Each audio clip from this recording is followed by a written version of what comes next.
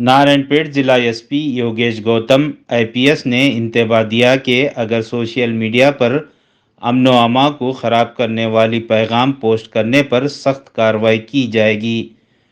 मंगल को मीडिया से बात करते हुए अयोध्या में श्री राम की मूर्ति की तनसीब के मौके पर नारायणपेट ज़िले के कोसगी मंडल हेडक्वार्टर में मुनक्किदा शोभा यात्रा में दो ग्रुपों के दरमियान होने वाले वाक़ये में 7 अफराद के ख़िलाफ़ मुख्तलिफ दफ़ात के तहत पहले ही मुक़दमात दर्ज किए गए हैं। उन्होंने कहा कि वो और दीगर अफराद से भी पूछताछ कर रहे हैं।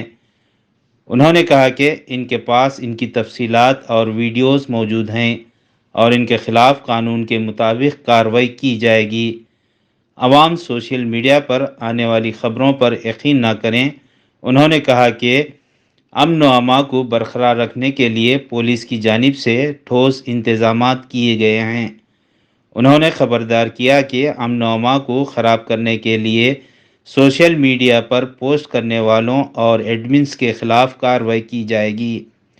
उन्होंने अपील की कि तमाम मज़ाहिब के लोग पुरअमन रहें और भाईचारे को बरकरार रखें। इसी तरह ज़ात पात और मज़हब से बालातर होकर त्यौहार मनाएं। అందరికీ నమస్కారం।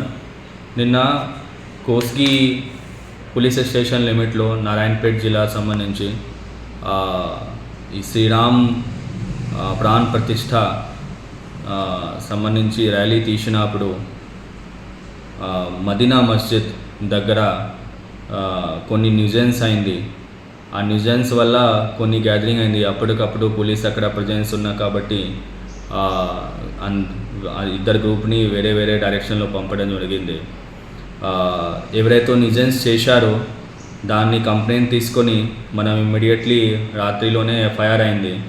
120B 153A 295A red with 34 IPC sections కింద ఎఫ్ఐఆర్ 7 మెంబర్స్, తర్వాత కొంతమంది ఇంకా అన్నోన్ మెంబర్స్ దానిపైన ఎఫ్ఐఆర్ అయింది. మన దగ్గర అన్ని వీడియోస్ ఎవిడెన్సెస్ అన్నీ కలెక్ట్ చేయడం జరిగింది. ఆ వీడియోస్ని పరిశీలిస్తూ ఇంకా ఎవరెవరు ప్రొవోకేటివ్ ఇన్స్టిగేషన్ అన్నీ చేశారు వీళ్ళందరూ కూడా ఐడెంటిఫై చేసి దానిపైన కూడా చర్యలు తీసుకోవడం జరుగుతుంది. दारुसलाम बैंक रियासत तेलंगाना का मुस्तहकम बैंक जो गुज़िश्ता 35 साल से आवाम की खिदमत में मसरूफ़ है, जहां तमाम तर मॉडर्न बैंकिंग सहूलियत दस्तयाब है।